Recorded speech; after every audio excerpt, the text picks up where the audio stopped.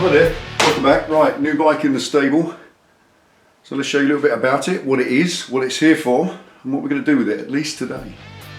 Welcome back.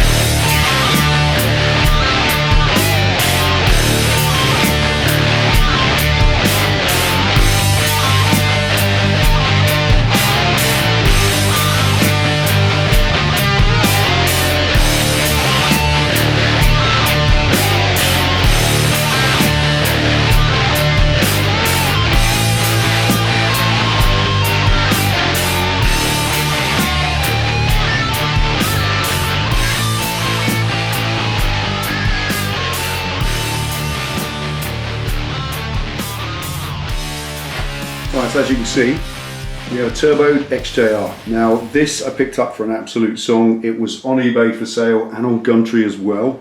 A guy keen to sell it at a reasonable price. So I called him up. It seems he was a knowledgeable guy, and it turned out later I found out he was more knowledgeable than me. I bow to his incredible knowledge and abilities. He's a highly qualified technician and mechanic, and he runs his own car repair garage. And this was his toy. Now, his situation changed. He was getting married, he needed to melt some cash, and as Penny and I always do, I mean this is by way of an explanation, as Penny and I always do when we sell a bike, if I get rid of a bike, let's say for instance the General, the last one, remember the big Triumph Tiger 955, I had that for ages, did loads of videos with it, kind of did a survival styly thing on it with the black and the rope and the daft little beads and stuff, and when we did all that I sold it on. Now when I do that, whenever I do that, I don't put the money in the regular bank and just live on it because you fritter it away. You know how it works, boys. I put it in a box, I ring fence it, I make sure it can't be accessed, and it's the next bike fund. It just sits there.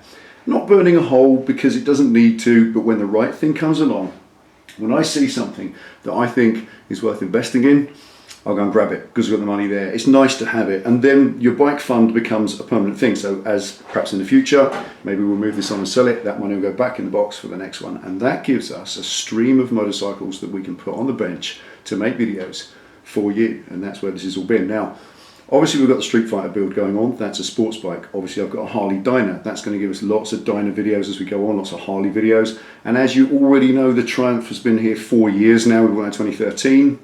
When I sold my Hayabusa, and the Triumph has had 30, 40, 50 videos just doing maintenance and scheduling, that sort of thing. So honestly, the Triumph videos are right, there's loads and loads of them out there. As far as this bike's concerned, this gives us another extra ability to do videos on Jack muscle bikes. The first three jobs, like I said, that come to mind is that it needs an oil change, and I'll come to that in a second. It needs the forks realigning. After that, I've got LED indicators and they're flashing too fast. Okay, so the first thing is going to be the oil change today. Those two jobs will be the next two videos. We'll do that afterwards, and then the indicators at the end. The oil filter's just been changed 400 miles ago, so I'm not going to change the filter. I'm just going to dump the oil, put some clean oil in it, and then I'll give you a little look around it, just show you all around this bike to bear out not only that I know this is a 15,000 mile bike, but also to give you a few pointers on how for you to show yourself when you're looking at a bike to buy, the sort of things to look for that will verify that it has the mileage that the owner or the seller says it does. Anyway, let's shut up waffling. Let's go on with an oil change.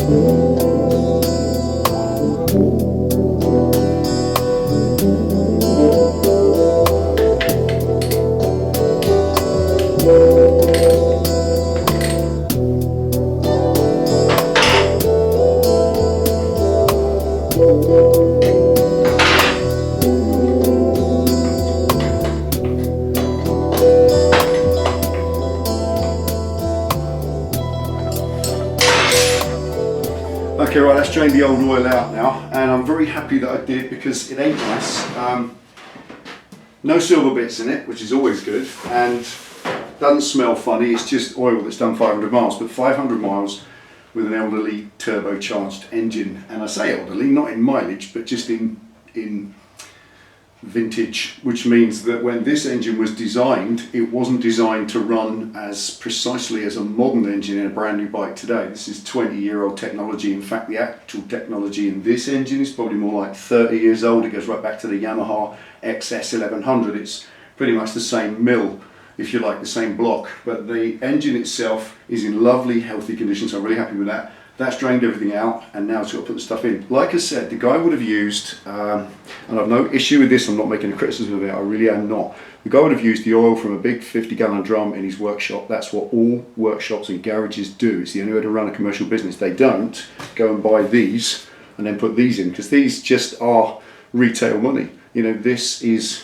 £6-7 a litre, he's paying £1.50 a litre, so you can see why that's a commercial proposition. That's why they do it. But this I'm putting instead, this is a Rock Oil 1040 fully synthetic oil. That's what I'm going to put in this bike, and it takes a little bit more than the 3.2 litres that it says, because you've got the turbo as well. So I just want to mention that this little silver cylinder down here, that's a scavenged tank. If you don't know anything about turbos, what it simply is a little tank that collects the oil that lubricates the turbo. There's a little oil feed pipe on the front here.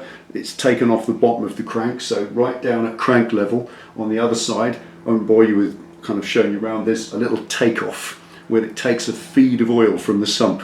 It takes that oil, it feeds it up, and it pours it, it jets it on top of the main bearing in the turbo. Turbos run at millions of revolutions a minute, so they need specific lubrication. They need their own oil supply, otherwise they'll just overheat and seize up. So that's the oil supply. That tube in the top pours oil on top of the turbocharger's bearing, and that oil has to go somewhere when it's used and when it's dealt with. So what it does, it drains out that big hose at the bottom into this catch tank or scavenge tank, and that's fed by a pump. The one at the back of the swing arm that I showed you, that's a Holly pump, that's a scavenge pump. Basically that pumps the oil out of this tank, drags it back, and it comes up this hose here and pumps it back into the filler hole where I'm going to put the oils. And that's the only way you can lubricate a turbo without having it with its own separate oil supply. This is oiled by the engine's oil, which means I need a slightly higher quantity, not much, just what's in here, and that's why I drained it. It doesn't have a drain plug, so you just undo it,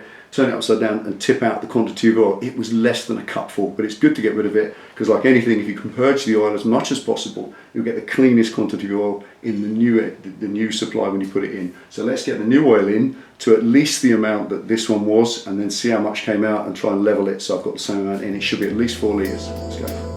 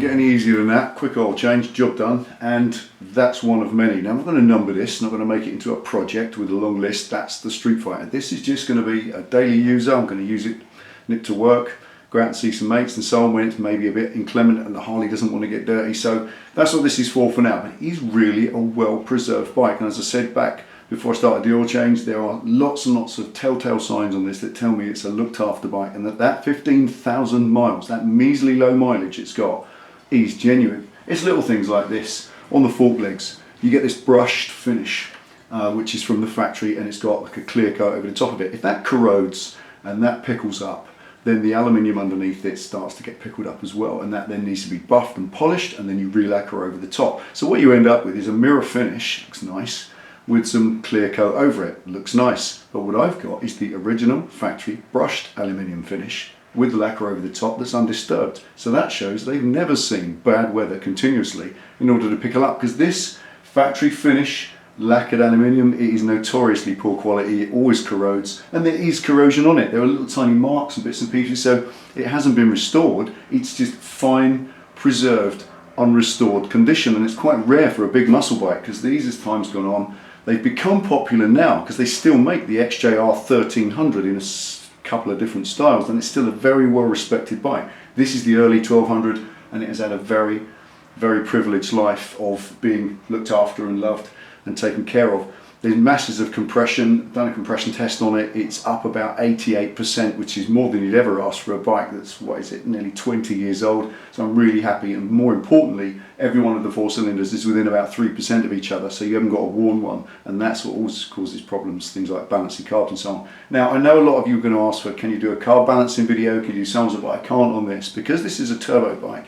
The carbs have been set up on a dyno by a proper tuning shop, which is a place called Devon Performance up in Ringwood here, just not far from us. They set all this up, they set everything correct, all the right jetting, and they balanced everything, and it is absolutely still perfect. So I start yanking these out, pulling them apart to make a video, then I've got to go back to the dyno to have them reset. Turbos are notoriously difficult to set up yourself at home, so I'm not going to get involved in that. I'm just going to enjoy it and ride it. Now, there are going to be a succession of videos with this. Like I said, the next one's going to be the fork alignment, because I think that needs to be done again. The video for fork alignment was on my Hayabusa, which was 4 years ago now. As I said earlier, there are a couple of things missing from it, and I want to reiterate that, make it a little bit shorter, a little bit clearer, because it is a really simple job, and I keep getting the same question come up on that over and over again. So I'm going to answer that question so it's very clear right throughout the video, and hopefully going forward, a more modern, refreshed video on fork alignment will be a good one for you. So that will be next. Then after that, we're going to deal with the indicators or blinkers flashing too fast. That's another fun little thing. And then after that, we'll start looking for other jobs to do, little refurbishment jobs, that sort of thing. And I want to make a few changes to it. I don't like the paint. This is the Christian Sarin replica factory paint job. Not really to my taste, don't really like it, and it is a bit tired. You know, the lack or the clear coat started to craze in certain places. Just age, you know, just gentlemanly age. But I may or may not do it, I don't know. It's not, this bike doesn't have a preserved restoration value. It's been turbocharged, it's been modified in various different ways. It's got Olin shocks off the later 2013, or sorry, the later XJR 1300, because these didn't have the Olin shocks. There's loads of modifications on this. Not least of all, the most expensive one was the turbo system. That cost over £3,500 for the original owner who had that built to get done. And just a final comment before we call it done on this one. This is the first of many. Is how it rides. I rode it home from picking up from the guy, so didn't know anything about it. Up to about 3,000, it's a normal XJR. Torquey, lazy, comfortable, and refined. And as soon as it gets to 4,000, the boost starts to build, because that's where it's set and designed to be. And then from there on in, it just pulls like a jumbo jet. It's absolutely outrageous. The amount of thrust that it creates is just astonishing. It's amazing. I've had a Hayabusa, I've had an R1, I've had lots of fast bikes, and none of them, they all pale into insignificance with a turbo bike. Once that turbo kicks in and starts to create boost, it just builds and builds and builds, and this is definitely all it claims to be at 183 horsepower with the exhaust on. In the future, I am looking to remove this exhaust and just get a screamer pipe for it, just a little pipe out there, which will increase the power because it will increase the flow. It won't restrict the power coming out the turbo. Turbos just make masses of power and dump the gases as quick as they can. Exhaust systems like this and all the back pressure thing, that's all about regular aspirated bikes. Turbos just need a free open turbo, so I'm going to put an open pipe on that, and I'm going to access that extra 15 to 20 brake horse that's there. Not that I'll probably ever ride it, but I know that it will feel different, it will sound different, it will perform different, and you'll hear that fantastic turbo chatter as it shuts off, which is just addictive. It so is. As is the performance. I'm going to have to be so careful with this, I really am. And yes, I've got a cold at the moment, so the voice has changed a bit, so I'm going to shut up and preserve it for the next video. There we are. Join us next time for the fork alignment. Thanks for watching. Take it easy. Ride safe. See you next time.